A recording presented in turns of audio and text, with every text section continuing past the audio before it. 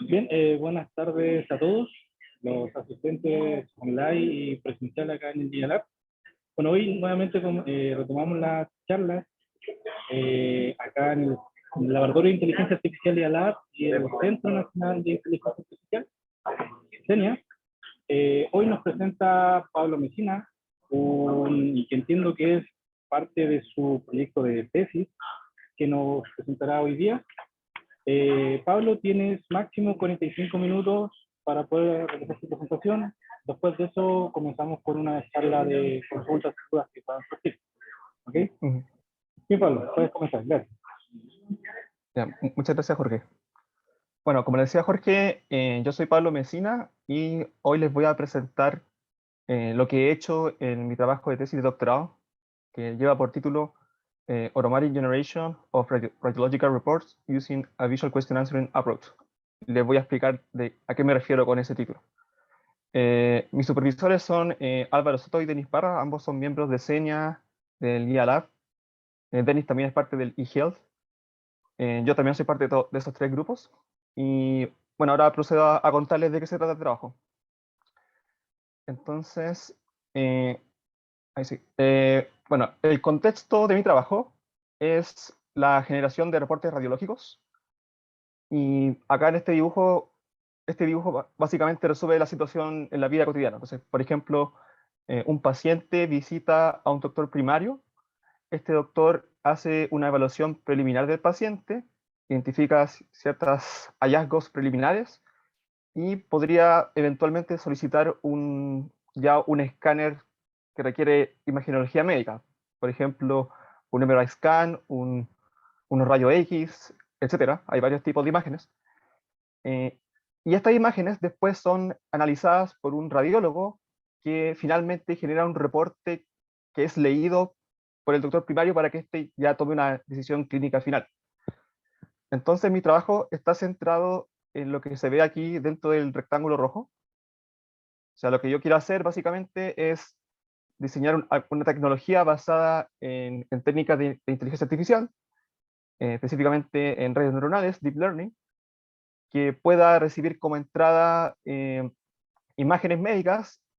Específicamente mi trabajo se va a centrar en rayos X, pero la idea es recibir una imagen médica, una o más, y generar como salida un reporte radiológico, como lo hace el radiólogo. Ahora, obviamente, no, el objetivo no es reemplazar al radiólogo, así que es bastante difícil lograr ese objetivo, pero la idea es hacer tecnologías que puedan complementar al trabajo del radiólogo. Bueno, aquí hay un ejemplo de un reporte. Este es un ejemplo del dataset Indiana University, que es un dataset de rayos X, específicamente de tórax, de pecho. Y bueno, la parte que es de interés para mí es del reporte en sí, que es la que yo quiero que el modelo aprenda a generar, corresponde a las secciones Findings y Impression del reporte. ¿Y por qué? Porque estas secciones son las que contienen, digamos, la descripción de la entrada visual de la imagen. Entonces, por ejemplo, acá tenemos una vista frontal del pecho y acá una vista lateral, y la sección Findings menciona cosas que en su momento el radiólogo observó en las imágenes y las mencionó. Entonces la idea es entrenar un modelo que pueda hacer algo similar, que sea capaz de procesar las imágenes y genere estas descripciones en lenguaje natural de lo que se está observando.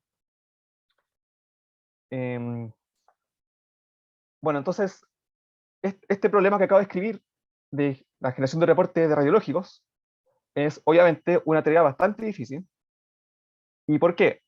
Porque combina lenguaje y visión, o sea, el modelo que uno quiera desarrollar tiene que ser capaz de, por un lado, recibir la entrada visual, o sea, una o más imágenes de tipo médica, y además como salida tiene que generar este reporte que, como lo hacen los seres humanos, que está en lenguaje natural, entonces el modelo tiene que tener habilidades visuales y habilidades de lenguaje. Entonces es un problema que combina dos dominios y eso lo hace más complicado. Además, como estamos hablando de un contexto médico, hay mayores exigencias sobre el modelo. Si uno quiere hacer un modelo que se va a implementar, digamos, en un contexto clínico, en la vida real, que va a funcionar con pacientes o que va a ayudar a un radiólogo, que al final va a afectar al paciente, entonces obviamente uno le va a pedir al modelo que sea preciso o exacto, correcto médicamente, o sea, que las cosas que el modelo genere sean correctas. No queremos que el diagnóstico sea equivocado, así que obviamente esto es un must. También queremos que el modelo sea confiable y explicable. Y eh, eso básicamente para desarrollar como confianza en el modelo, uno quiere, o sea, desde el punto de vista del radiólogo, si es que uno piensa que el modelo va a interactuar con un radiólogo, el radiólogo va a querer poder entender cómo funciona el modelo y hasta qué punto puede confiar en lo que el modelo le está diciendo. Entonces son atributos importantes y estas son áreas de investigación, de hecho. El tema de explainable AI es todo un tema en sí mismo y obviamente aquí ese tema es relevante. Entonces eso lo hace más difícil también. Y con respecto a temas de publicación, este tema de generación de reportes, últimamente, los últimos años, los últimos, no sé, 5 años o más, han habido hartas publicaciones. Sin embargo, ningún trabajo hasta la fecha ha logrado, digamos, proponer una solución que sea como 100% satisfactoria. Siempre les va mal en algún tipo de abnormalidad, se quedan cortos en algún aspecto, o no están bien validados, entonces no hay una solución que yo sepa que resuelva el problema 100%, así que este sigue siendo un problema abierto. Bueno, con respecto a trabajo relacionado, a modo de resumen, nosotros hicimos un survey sobre el tema de Deep Learning y explicabilidad en generación automática de reportes. Acá está el screenshot de... Esto fue publicado en ACM Computer Service. Ustedes buscan este título en internet, les debería salir el link a la publicación. Y este fue un trabajo donde hartos colaboramos. Yo, Pablo Pino, que fue alumno de magíster de Denis, Álvaro y varios colaboradores de medicina. Este fue un trabajo donde varios aportaron, en el cual básicamente resumimos el estado del arte y la literatura, digamos, hasta el 2020, en este problema de generación de reportes. Y como resumen, acá tengo un diagrama que está en el survey, que básicamente resume los distintos modelos que se han propuesto para atacar el problema de generación de reportes. Entonces, lo que es común a casi todos los modelos, prácticamente a todos los modelos, es lo que está marcado, digamos, con estas flechitas en negrita sólida. Entonces, todos los modelos reciben una entrada visual, que puede ser una imagen o más de una imagen. Hay modelos que soportan 2 imágenes, otros que son, por ejemplo, los CT scans, que son múltiples slices. Hay modelos que manejan varias imágenes, pero todos reciben imágenes. Entonces, hay un componente visual que procesa estas imágenes y genera descriptores visuales, o en inglés visual features. Después, estas entran a un componente de lenguaje y como salida genera el reporte. ¿Sí? Eso es prácticamente común a todos los modelos. Y opcionalmente, algunos modelos implementan otras cosas, como por ejemplo, complementar la imagen con información como el background del paciente, como información previa que generalmente está guardado como en medical records o en un texto en lenguaje natural que describe por qué el paciente se está haciendo el estudio. Y hay modelos que procesan eso y complementan con eso a su modelo en el componente del lenguaje.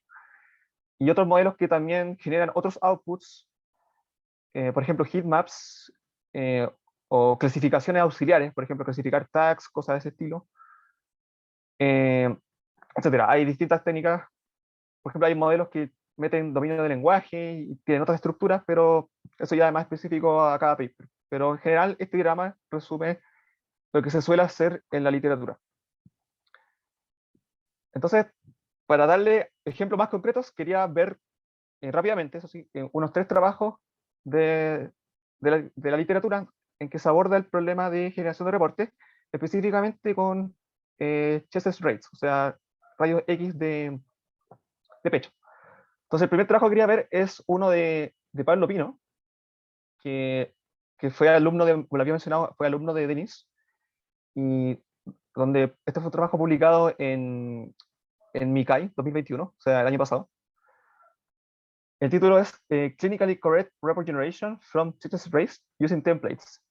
Y quería partir el resumen de este trabajo con esta tabla que pusieron, que el objetivo de este trabajo era hacer un énfasis en generar reportes que sean correctos, en cierta forma criticando la forma en que muchos papers evalúan, que es usando métricas que no miden la correctitud médica. Entonces, en esta tabla tiene un ejemplo de por qué estas métricas, que son las tradicionales que se usan en NLP, que son, por ejemplo, acá está Blue, los que se manejan en NLP deberían conocer esta métrica. También está el Roche-L, que son métricas que están implementadas, diseñadas para traducción, como por ejemplo del inglés al español, del español al inglés. Entonces esas métricas están pensadas para ese dominio, no para el dominio médico. Entonces, acá tenemos un reporte Ground Truth, que está aquí hablando del corazón, que está un poco más grande, y también otra frase que habla de un neumotórax. Entonces acá hay tres tipos de posibles de, de, de mini reportes, o sea, de descripciones, y acá están las métricas asociadas. Entonces, la primera frase obtiene un alto Blue y un alto Roche-L, y las otras frases obviamente acá tienen peores resultados, pero si vemos las métricas de Chetspert, y Chetspert, le explico brevemente, es una herramienta que se desarrolló, es un etiquetador automático, que uno le pasa un reporte y obtiene 14 etiquetas que describen el estado de 14 anormalidades. O sea, por ejemplo, si es que hay o no hay cardiomegalia, si hay o no hay neumotórax. Entonces, el Chetspert Labeler es una herramienta que se desarrolló hace como el 2019, que hace eso. Entonces, si uno corre esa herramienta, nos damos cuenta que la primera frase le va pésimo, o sea, suena bien, pero el contenido, digamos, semántico o el diagnóstico clínico que se está haciendo es horrible. O sea, acá se dice que el corazón está normal y acá se dice que está engrandecido, y eso está mal. Y en cambio, si vamos al otro extremo, la última frase, que obtiene los peores resultados de NLP, tiene los mejores resultados de Chestnut. Y al final, ¿qué es lo que importa? Es el diagnóstico, así que obviamente la última frase es la que vale la pena. Entonces, en este trabajo, lo que hizo Pablo, el otro Pablo, eh, propuso un modelo que es bastante sencillo. Básicamente lo que hace es meter solo una imagen por una DenseNet y luego hacer clasificaciones de estos labels de Chetspert, y después simplemente con un template, según las clasificaciones, genera un reporte concatenado. O sea, por cada clasificación se escoge el template correcto y luego se concatenan y eso es el reporte. Y, y ahí ellos, o sea, si ustedes ven el paper, Pablo se compara con varios otros baselines de la literatura, y en las métricas que importan, que son con la de Chetspert, le va mejor que el estado del arte con el que se compara. Otro trabajo que también es del 2021, vamos a explicar súper rápido, es este de acá, que es Automated Generation of Accurate and Fluent Medical X-Rays. Y este modelo ya es más complicado, y para explicarlo súper rápido, lo que hacen acá es procesar eh, múltiples imágenes. Esto lo hacen con una DenseNet también. Y por otro lado, además, este paper considera el background del paciente, el historial del paciente. Entonces, este trabajo también usa un transformer. No sé si todos están familiarizados con el transformer, pero lo que hace este trabajo básicamente es combinar embeddings visuales más embeddings extraídos del historial del paciente. Esto es procesado por un transformer. Además, hay una tarea auxiliar de clasificación que es la misma de Chetspert que hacía el paper anterior. También se clasifica Chetspert. Se genera también con un transformer un reporte, y ellos además le agregan un módulo como para mejorar la correctitud clínica, que es un intérprete que la verdad no lo entendí muy bien y no lo voy a explicar ahora, pero tampoco le mejora mucho los resultados. Pero este paper obtiene resultados, según un survey que encontramos, bastante buenos comparados con el estado del arte. Y el último paper quería ver es este de acá, también del 2000, o sea, del 2021, eh, y el título es Improving Factual, pero alguien quiere, bueno, Improving Factual Completeness, and- alguien puede apagar su micro. Podrías mutear a Billy. Sí, Jorge, tú ya, eres host, puedes mutearlo. ya. Bueno, entonces el título de este trabajo es Improving Factual Completeness and Consistency of Image to Text Radiology Report Generation. Y básicamente en este trabajo, la idea, bueno, la parte como que genera el reporte de nuevo es un transformer. Acá les pongo un screenshot, no voy a entrar en detalle. Pero la idea de este paper es que ellos proponen dos métricas que yo le encuentro una idea muy buena, que de hecho me inspiré en este trabajo para proponer métricas también. Una que mide la completitud factual de un reporte y otra métrica que mide digamos, aquí ellos lo llaman la consistencia, pero al final busca que sea correcto. Entonces, eh, la idea de este trabajo es, bueno, por un lado aprovechar el transformer para generar el reporte, pero ellos le agregan estas métricas y además ellos en su optimización optimizan estas métricas usando reinforcement learning. Y la idea del reinforcement learning es que permite, digamos, si yo quiero optimizar un modelo con métricas que no son diferenciales, o sea, que no le puedo hacer backpropagation, con reinforcement learning yo sí puedo hacer eso. Yo sí puedo incentivar al modelo a mejorar en ciertas métricas que no podría hacerlo usando solamente diferenciación como lo hacemos tradicionalmente en Deep Learning cuando hacemos backpropagation, la derivada. Eso no se puede hacer con una métrica de completitud, una métrica de consistencia, pero con Reinforcement Learning sí se puede hacer. Entonces ellos lo hacen y muestran que les mejora un poco, pero les mejora un poco. Sí. Eh, bueno, eso como ejemplo de la literatura. Obviamente hay mucho más trabajo. Y ahora veamos limitaciones. Entonces, ¿qué limitaciones encontramos o encuentro yo en los trabajos que he revisado? Y la primera es que en la mayoría de los papers que he revisado hay una ausencia, o sea, falta evaluación médica. Y esta evaluación médica puede ser ya sea de tipo humana o automática. Ahora, los trabajos que mencioné recién, los últimos tres trabajos, esos sí tienen evaluación automática con el Chexpert, pero el Chexpert Labeler, si bien mide hasta cierto punto la correctitud médica de un reporte en 14 anormalidades, obviamente los reportes son más complejos y uno podría pensar en métricas más sofisticadas que midan en grado más fino. Y también no todos los trabajos usan evaluación con médicos, con radiólogos. Entonces, es un tema en que hay que mejorar la evaluación. También vuelvo a mencionar que ningún trabajo propone una solución 100% satisfactoria. Entonces, este es un problema que sigue abierto. Son las limitaciones que nadie ha resuelto el problema, básicamente. Y otra limitación es que en la literatura, esto es una apreciación mía, yo me di cuenta que eh, ninguno de los modelos en la literatura es demasiado guiable. ¿A qué me refiero con guiable? Que uno no le puede, digamos, decirle al modelo que se enfoque, por ejemplo, en un aspecto específico de la imagen. O sea, repórtame, pero específicamente sobre el corazón, o repórtame específicamente sobre los pulmones. O, por ejemplo, uno no puede hacerle una pregunta al modelo y que el modelo específicamente responda a esa pregunta. Entonces, ninguno de los approaches que yo he visto tiene ese grado de guiabilidad. Y en base a estas limitaciones, llegamos a mi propuesta, que es bueno, mi propuesta principal de la tesis, que es que nosotros podemos reformular el problema de generación de reportes como responder preguntas sobre una imagen o sobre la entrada visual. Y esto de responder preguntas sobre la imagen se le conoce más tradicionalmente como Visual Question Answering o VQA. ¿Por qué? Porque el visual es de la imagen y question answering, pregunta-respuesta.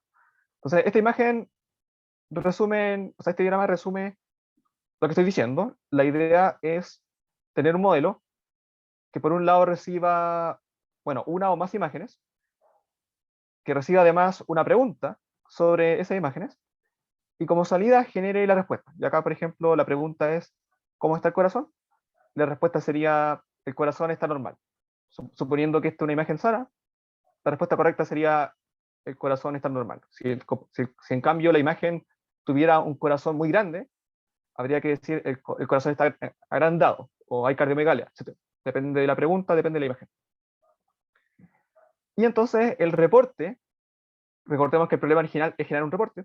Entonces el reporte uno lo podría generar simplemente concatenando respuestas a preguntas específicas. O sea, si yo quiero un reporte que me describa ciertos hallazgos de interés, yo podría hacer esas preguntas, concatenar las respuestas y obtengo el reporte como normalmente uno tiene un reporte, ¿cierto? Eh, Ahora, bueno, ya está hablando de eso. ¿Por qué hacer BQA? ¿Cuál sería, o sea, por qué cambiar el approach? ¿Por qué hacerlo de esta manera? Y la intuición mía, como hipótesis, es que uno puede obtener tres tipos de ventajas.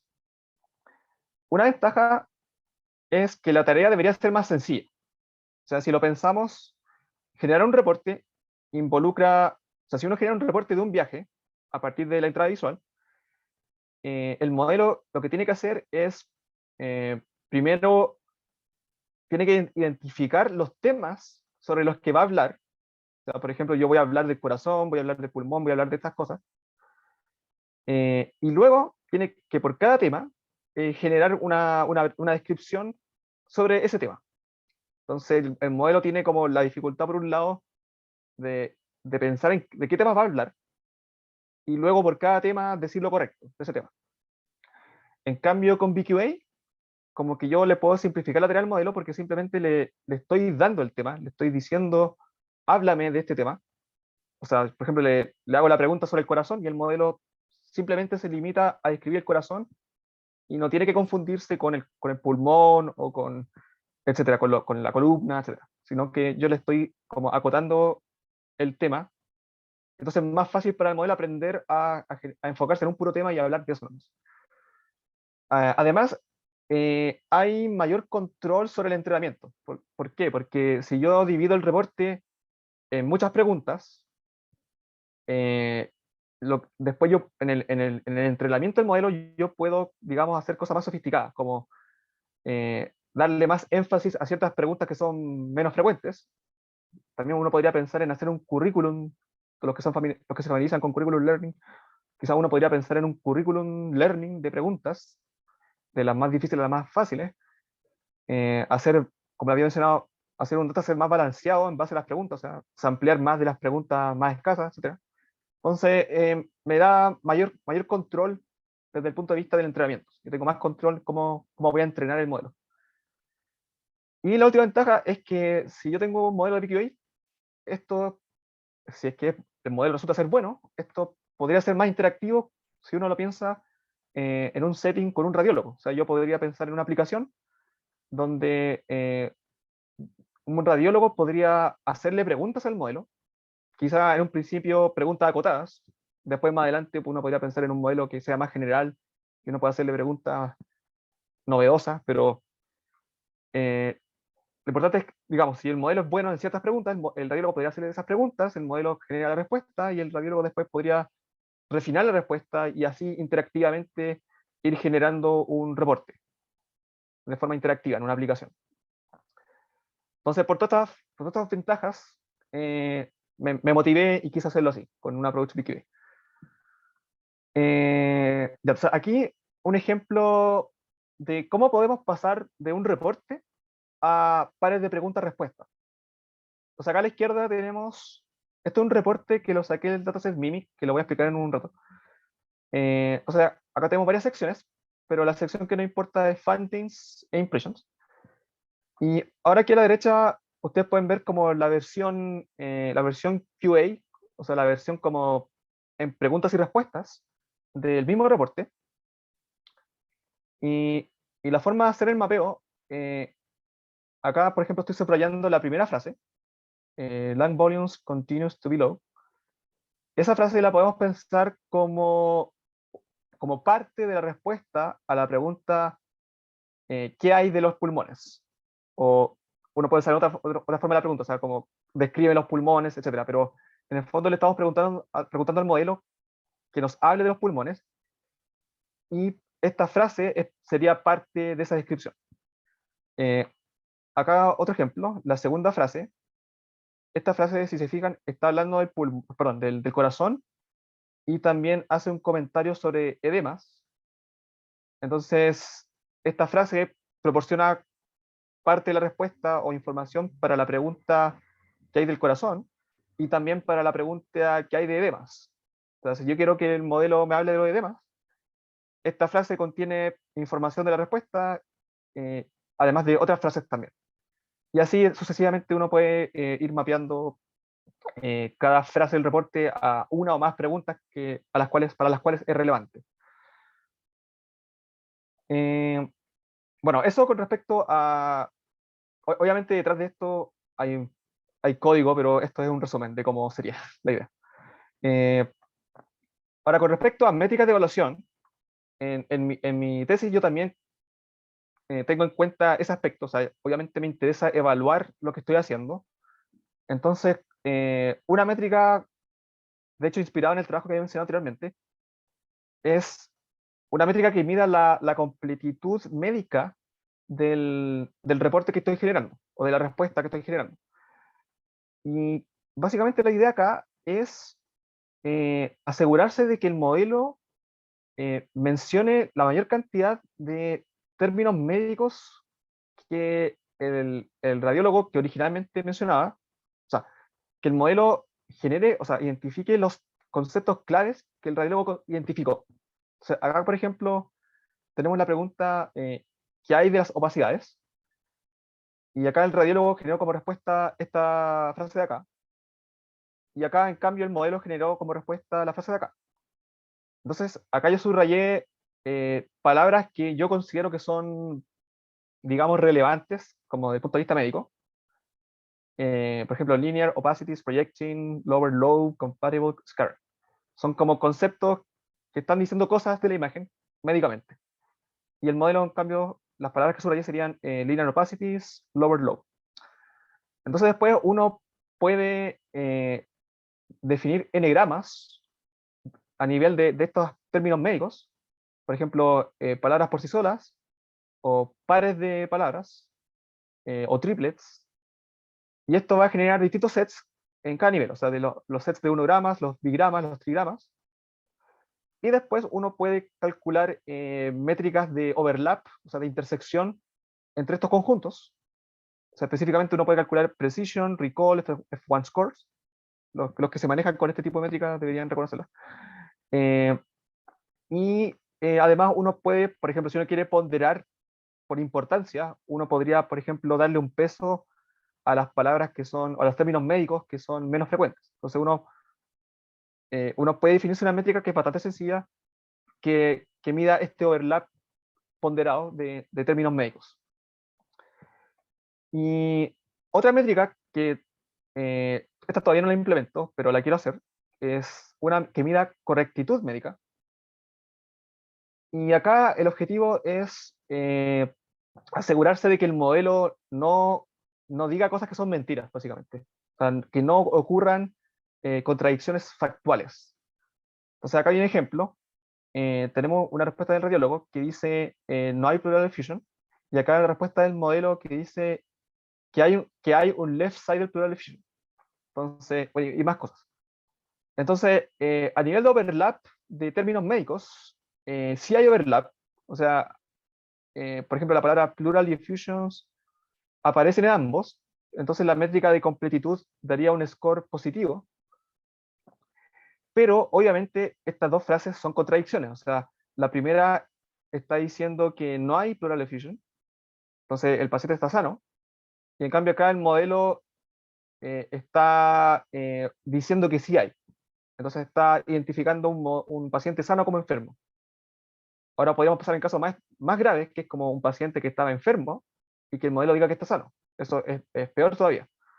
Entonces, obviamente uno quiere detectar esos casos, y una métrica de correctitud debería ser capaz de hacer eso. Y la pregunta es, ¿cómo podemos hacer eso? ¿Cómo podemos detectar contradicciones factuales?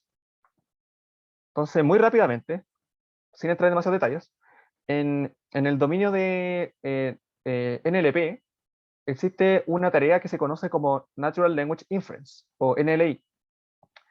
Y la idea acá es que uno tiene, por ejemplo, una premisa que está como describiendo algo que vamos a aceptar que es verdad, y después una hipótesis, que es como algo que podría o no ser verdad, y la tarea del modelo es detectar si es que esto es una contradicción, si es que esto es un entailment, o sea, una implicancia lógica, o sea, si es que la premisa es verdad, la hipótesis es verdad, o neutral, o sea, la hipótesis podría o no ser verdad.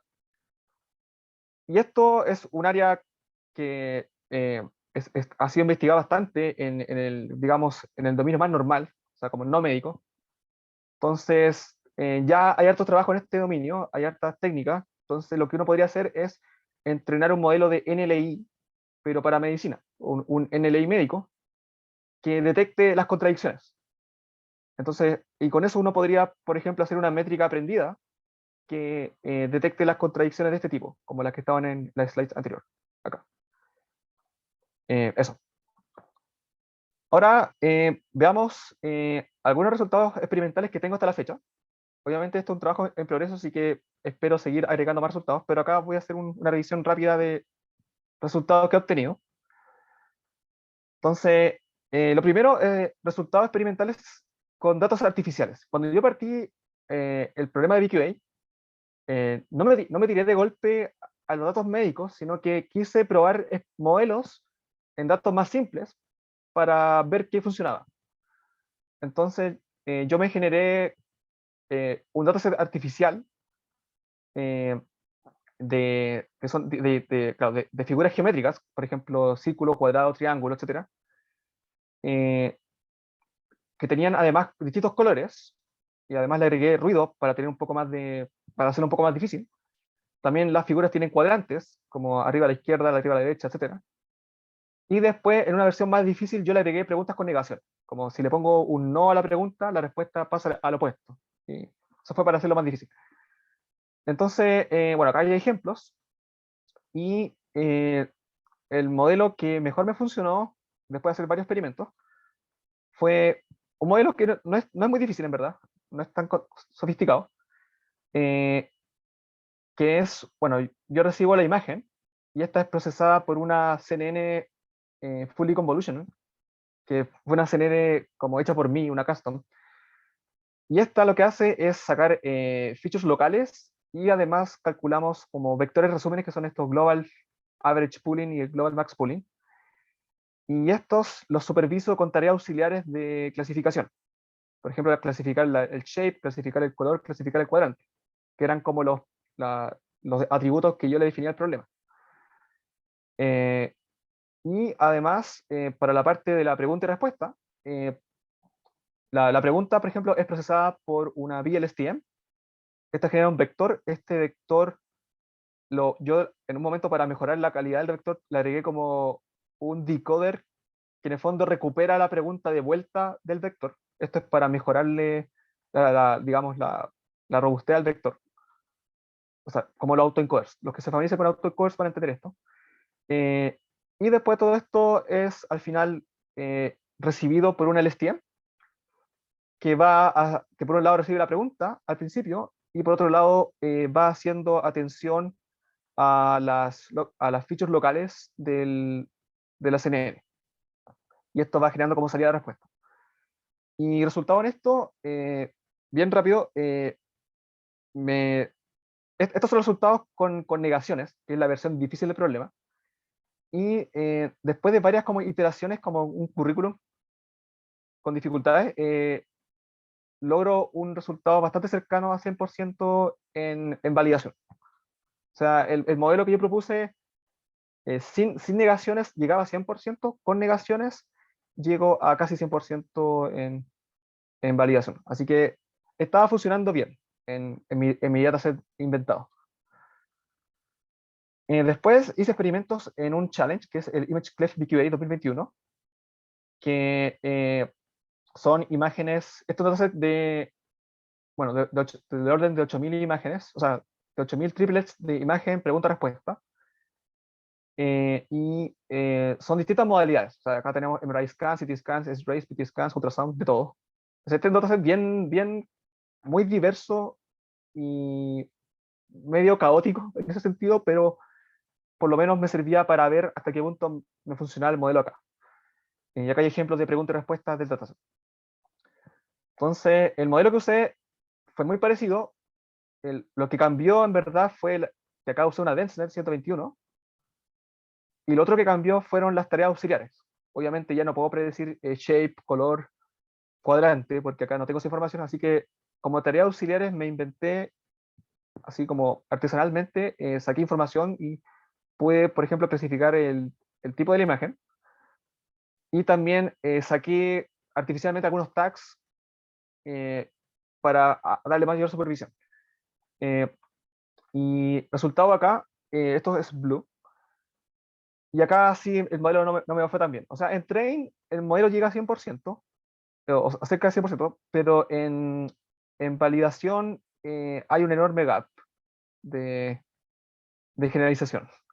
Entonces el modelo estaba haciendo overfitting. Ahora, yo hice un experimento con trampa para ver si es que el modelo era capaz de aprenderse lo que estaba en test, y si el modelo es capaz de aprenderse lo que está en test, llega a 100%, pero eh, generaliza mal. Entonces claramente había un problema de generalización que eventualmente tenía que abordar. Eh, y finalmente ahora ya pasamos a los datasets que son los que me importan a mí, que son los de radiografía de tórax. Y específicamente los dos datasets más usados en la literatura son el MIMIC CXR y el Indiana University X-ray. Y los tamaños son bastante, los órdenes de magnitud son bien diferentes. El MIMIC son del orden de 300, casi 400.000 imágenes, pero a nivel de reporte son más de 200.000. El Indiana es más chiquitito, son 7.000 imágenes y 4.000 reportes. Em, Entonces, generalmente los resultados que más importan son los con Mimic, porque ahí hay más datos y ahí se puede evaluar mejor cómo aprenden los modelos, cómo generalizan, etc. Entonces, acá el que más he iterado, el que más he usado, es este de acá, que es la misma idea que antes. Lo que cambia acá es que, bueno, acá estoy además, estos vectores de acá se los paso además como input a la LSTM. Eso cambia. También cambian las tareas auxiliares. Acá como tareas auxiliares estoy usando clasificación de Chesper Labels. Estoy además clasificando la orientación de la imagen, o sea, si es frontal o lateral. También por un tiempo clasifiqué unos tags que yo me saqué como heurísticamente. Y también clasifiqué, o sea, clasificación de la pregunta. O sea, yo a partir del reporte, ¿no es cierto? Yo soy capaz de identificar preguntas. Entonces yo puedo generar una tarea auxiliar que sea como, dada esta imagen, dime qué preguntas tengo que hacer. Entonces eso me sirve también como tarea auxiliar. Em, pero el resto es muy parecido a lo que vimos antes. Entonces acá algunos resultados. Estos son resultados de training y validación. Esta es la métrica este es el Weighted Medical Completeness, que es una métrica que le había explicado anteriormente. Y acá está CIDR-D, que es otra métrica que generalmente es buena del área de NLP. Entonces, esta sería como la métrica mía de completitud, y esta es CIDR-D, que es del dominio de NLP. Y lo que me está pasando acá es que el modelo mejora hasta cierto punto en train. Esto es la respuesta, esto es en VQA, en generación de respuesta. Pero tengo un gap con validación. Y de hecho, en todos los experimentos que he hecho, siempre me quedo pegado en el más o menos en el 0,2 en validación. Y todavía no logro ese breakthrough más arriba de 0,2.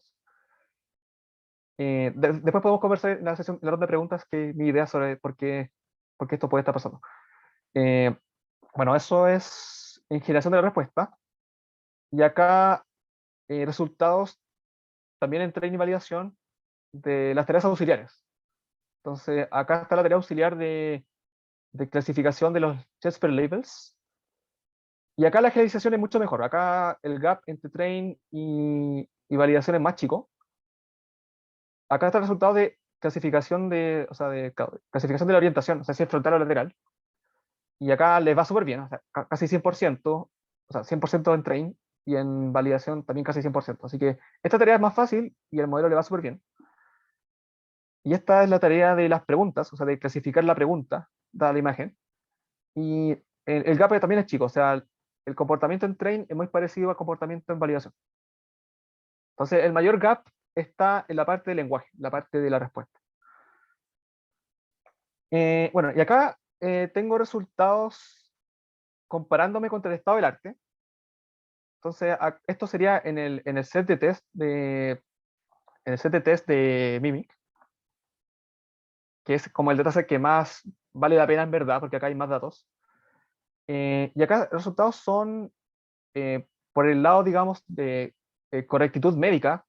Acá están las métricas de Jesper Labeler, que si recuerdan, les expliqué que lo que hace es sacar, digamos, etiquetas dado un reporte. Entonces, yo le doy un reporte y el Jesper Labeler me saca 14 etiquetas que me dicen si es que está o no está, por ejemplo, cardiomegalia, si está o no está neumonía, etcétera.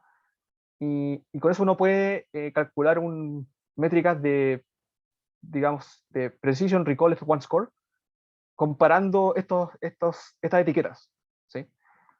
Entonces, acá están los resultados de macro average, y acá está el resultado de micro average, y acá hay resultados de Blue, Rouge L y Cider D.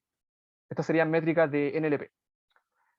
Y acá, en esta parte de acá, están los resultados del Related Work, específicamente los 3 papers que les mencioné al principio, que son todos del 2021. Y abajo están resultados de cosas que he hecho yo hasta el momento, en mis experimentos. Entonces, el principal resultado más notable es que si yo genero reportes con mi mejor modelo de BQA, y acá hay un detalle, para generar un reporte, yo tengo que definir las preguntas que voy a responder. Entonces, hay varias formas de definir qué preguntas voy a responder. O sea, una forma, un baseline, es responder las preguntas que el reporte original respondía. Entonces, este GT significa Ground Truth, y lo que estoy haciendo acá es escoger las preguntas que el reporte Ground Truth respondía y dejar que mi modelo BQA responda a esas preguntas. Después las concateno y ahí obtengo el reporte. Si yo hago eso, obtengo estos resultados que felizmente le ganan al estado del arte según lo que reportan los papers. De hecho, es un gap bien grande eh, con respecto a los mejores resultados en cada métrica. Ahora, obviamente, eso tiene algo de trampa porque le estoy soplando al modelo las preguntas que tiene que responder. Entonces, abajo o sea, al tiro le explico el QA, pero en cuanto a BQA, hay otras versiones que usan otra heurística, otras estrategias para escoger las preguntas que se responden. Entonces, sí. Estamos como en la hora para poder ir terminando. No sé cuánto tiempo Ya, más. ya como 1 minuto, 2 minutos y esta es como de la última slide. Ya, sí. Entonces, ya, bien rápido. Entonces, otra heurística para generar el reporte es, por ejemplo, clasificar las preguntas, que si recuerdan la tarea auxiliar de clasificar preguntas. Entonces, yo hice eso quedándome con las top 15 y las top 10, y usé esas preguntas como las preguntas que responde el modelo. Y acá están los resultados. Otra opción es quedarse con las 15 preguntas más populares, y lo hice con las top 15 y las top 10. Y otra opción es algo como un KNN, que lo que hago es buscar la imagen más parecida y usar las preguntas que usaban en ese reporte como las preguntas que voy a hacer para este reporte. Y esa es otra heurística, y acá están los resultados. Y bueno, eso. Y el resumen es que las otras heurísticas se hacen que el reporte baje la calidad, así que obviamente es importante mejorar como la forma en que selecciono las preguntas. Pero si me sobran las preguntas, me va bastante bien. Y el QA básicamente es si yo le quito la parte visual y solamente me limito a la pregunta, obtengo resultados que igual son bastante buenos, pero obviamente hay un gap si es que yo agrego la imagen. O sea, usar la imagen es importante. Ese es el resumen. Y bueno, acá están los siguientes pasos, pero en honor al tiempo podemos ver esto en la ronda de preguntas. Así que dejémoslo hasta acá. Y ahora sí, los que quieran hacerme preguntas de lo que sea, son bienvenidos. Muchas gracias, Pablo. Entonces, bueno, comenzamos la ronda de consultas, online o presencial. Así que si alguien desea hacer una pregunta, que levante la mano y le damos el paso. Hay una pregunta en el chat de Guillermo Saonero que dice: ¿generar preguntas para una determinada imagen es una opción factible? Generar preguntas para una determinada imagen. O sea, dada una imagen, ¿qué preguntas hacer? Sí, o sea, de hecho, si volvemos a este slide, a 31, una tarea auxiliar que yo propongo es la de clasificar preguntas. Entonces, lo que yo hago en mi approach, como lo estoy haciendo hasta el momento, yo hice, digamos, una minería de los reportes. Eso me tomó un tiempo, pero al final convergí a 97 preguntas. Y entonces, esas 97 preguntas es como mi batería de preguntas que el modelo sabe responder, o debería aprender a responder. Entonces, yo después puedo hacer una tarea auxiliar de clasificación, en la cual le pido al modelo, a la parte visual del modelo, que clasifique las preguntas que debería hacer. Y esos labels yo los puedo sacar de los reportes de Ground Truth, del set de entrenamiento. O sea, yo puedo mirar los reportes, identificar las preguntas que se están respondiendo ahí y usar eso como, digamos, como supervisión para el modelo. Entonces, eso sería como clasificación. Ahora, si tu pregunta es generación de texto, o sea, como aprender a generar, digamos, como en lenguaje natural, eso también se podría hacer. O sea, uno podría, claro, si uno tiene alguna forma de generarse estos labels, en teoría uno podría hacer un modelo como de captioning, pero que haga captioning de preguntas. O sea, como qué preguntas habría que hacer acá. Sí, se puede hacer. Es algo que es abordable. Sí. Gracias, Pablo. Acá, Carlos, te hace una pregunta. Hola Pablo, gracias por la presentación. Quería preguntar, Hola, Charlie. de hecho en esta misma slide, dado que tú tienes esas 97, esa batería de 97 preguntas que acabáis de mencionar, como que me cuesta ver como qué información va a representar la parte que codifica la pregunta, porque al final como que, tal vez no estoy entendiendo correctamente tu modelo, pero como que veo que eso podría ser reemplazable por un vector one hot o una codificación de cuál de esas 97 preguntas es. Como que podría ser simplemente un flag que me diga, oye, acá te estoy haciendo la pregunta 1 o te estoy haciendo la pregunta 95. Como que me cuesta ver qué ganáis con ese módulo de codificar la pregunta. Ya, sí, ya es un buen punto. Y de hecho, las preguntas que tengo ahora son aún más chicas. Así que en teoría, lo que tú sugieres de aprender como, digamos, o sea, tener un puro vector por pregunta o un one hot, claro, eso se podría, no lo he probado, pero se podría hacer. Pero bueno, este módulo está como pensado a ser más general. O sea, en teoría, si en el futuro yo hago preguntas más complicadas, ahí ese approach como one hot se me empieza a quedar corto. Entonces, como que está pensado de forma general. Pero además, y creo que alguien prendió el micrófono, eh, además, así que puedo ganar un poco de ventaja en el sentido de que los embeddings de las palabras, de las preguntas, se comparten con los embeddings de las palabras que uso al generar la respuesta.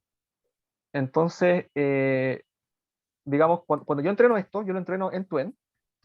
Entonces, digamos, los embeddings de las palabras que uso acá, también varios de esos son reutilizados por la LSTM que va generando la respuesta. Entonces, como que le llega supervisión tanto de la parte de pregunta como, como la generación de la respuesta. Ahora, hoy no he hecho un experimento como quizás debería hacerlo, donde reemplace todo esto con vectores aprendidos o un one hot, y quizás funcione casi igual de parecido. Es probable. Pero, claro, si la pregunta es más complicada, ahí ese approach como de one hot se quedaría más corto, en mi opinión. Gracias, Pablo. Tenemos otra pregunta en el chat de Billy Peralta.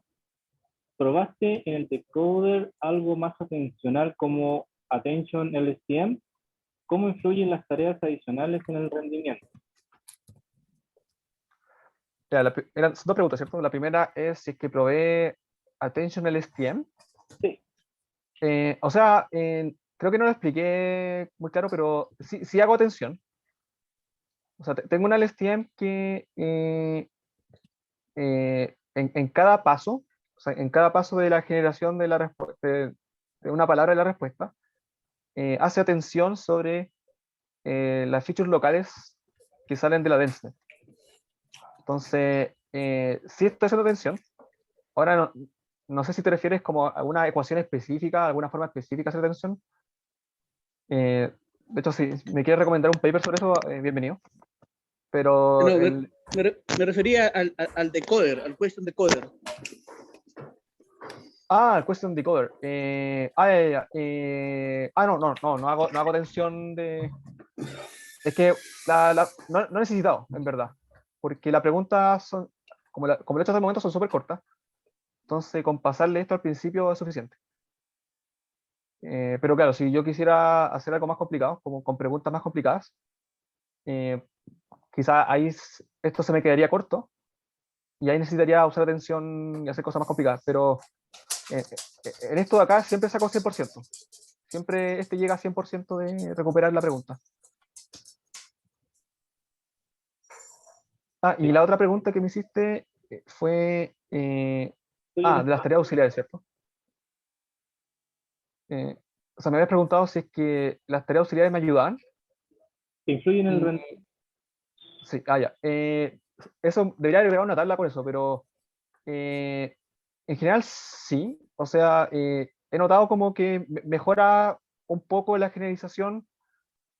O sea, igual me pasa el tema de que cuando yo entreno en la parte BQA, generalmente llego como a este como 0,2 en mi métrica de completitud. Entonces, acá los beneficios son más marginales, pero cuando hago evaluación a nivel del reporte completo, sí como que se nota una mejora mayor. Pero no tengo resultado acá, debería haber agregado eso, pero en general sí ayudan. Sí. Álvaro, ¿había levantado la mano? Sí, ¿me escuchan? Sí, se escucha. Hola, gracias Pablo por la presentación. Yo más que preguntas, tengo algunos comentarios. Un poco con respecto a lo que preguntaba Carlos de la relevancia de ingresar la pregunta. Yo creo que durante el entrenamiento es importante, porque si entregáramos solamente un label durante el entrenamiento, es distinto a entregar un embedding de una oración que va a permitir, yo creo, que el sistema tenga una tarea más fácil para encontrar las correlaciones con la parte visual. ¿Ya? El comentario que tenía Pablo era que básicamente cuando tú haces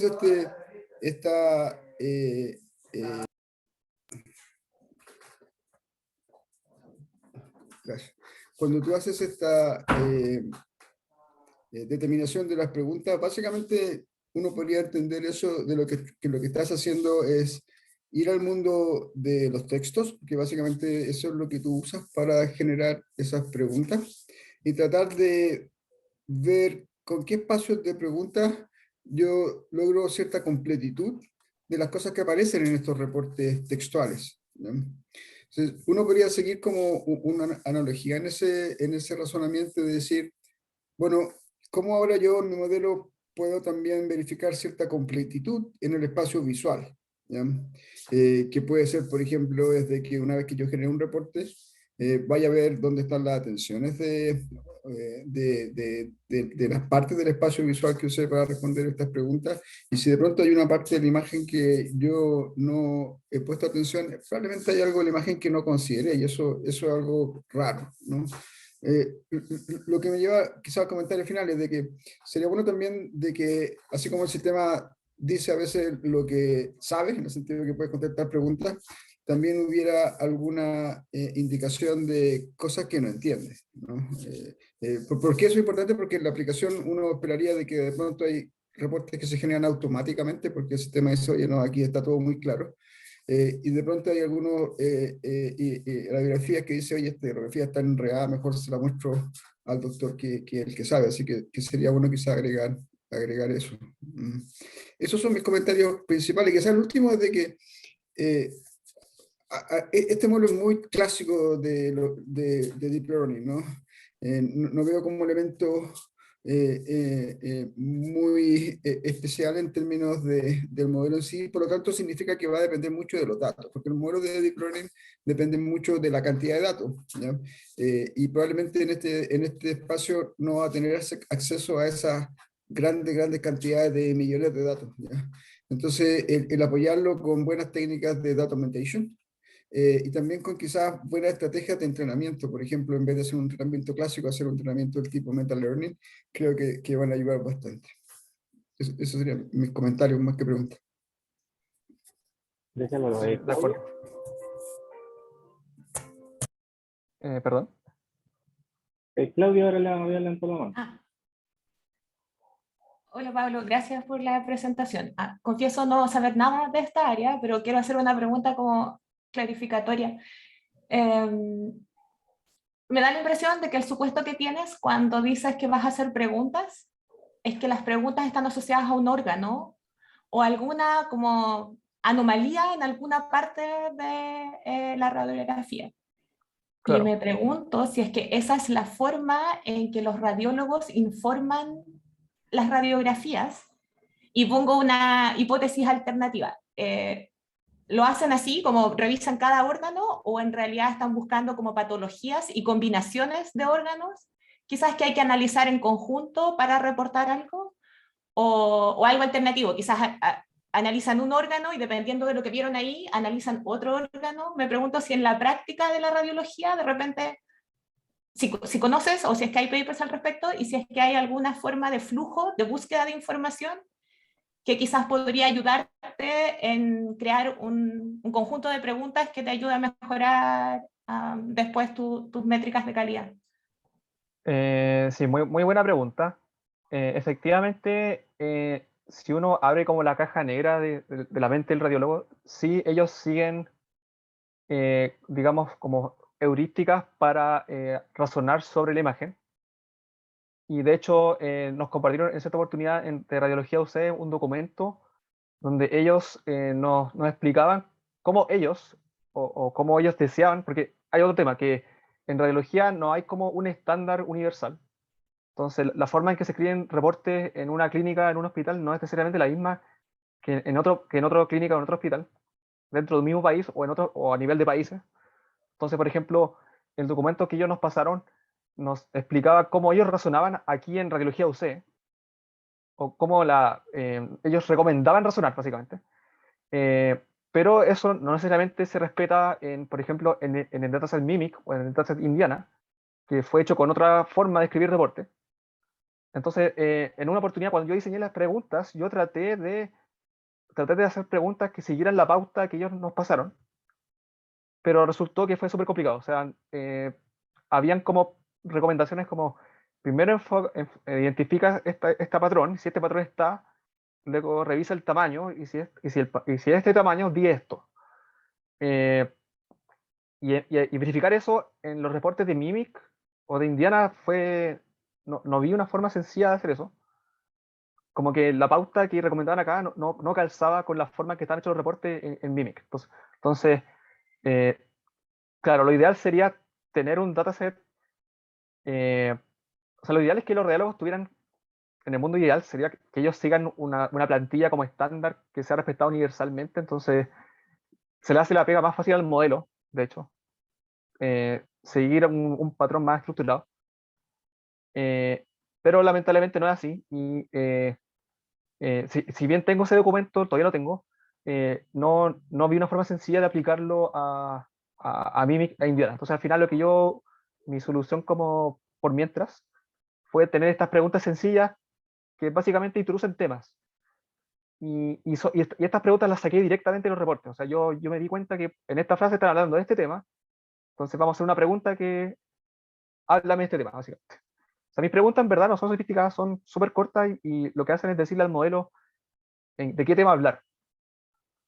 Ahora, en una siguiente iteración, yo podría quizás tratar de ir más fino y hacer preguntas como más sofisticadas que asumen que ya sé algo de antes. Quizás hacer algo como un razonamiento en pasos, como haz esta pregunta, según la respuesta, hazte esta otra pregunta, aprovechando la respuesta anterior, y hacer algo así como un visual dialogue, como diálogo visual. Hay todo un área de visual dialogue en que uno le va haciendo como pregunta a un modelo en secuencia, y hay como una conciencia de la secuencia.